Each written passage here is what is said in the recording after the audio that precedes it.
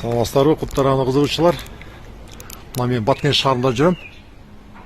Мында 4 жыл мурун алып тигилген бир кут дарага бар экен. Жакшынакай келип атат. Ушул Полония дараганы 4 жыл болуп туруп мына. Карагыла. 4 жылда ушундай чоңойгон.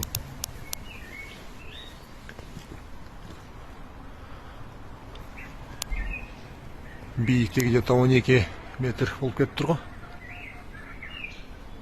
Мен ойлойм бул FT деген сот окшойт. Бул хажайыны билбейм деп ана текшерүүсү кылынбай алган по-моему ошого. Ствол кичине кыйшып өсүп калыптыр.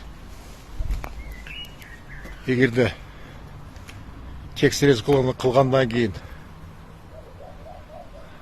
кылып туруп анан бутап турса, стволу түп-түз өсмөк да, жакшы болуп. Кыргызстанда жакшы өсөт, бат өсөт. Мындан коркпой алып тигиш керек. Анан кээ бир көрүүчүлөргө өрнөктө кызы ысык көлдө 35 гектар тигилген да. Ал эмнеге өспөйт атат? Бунун өспөйт дегендер көп болуп атат.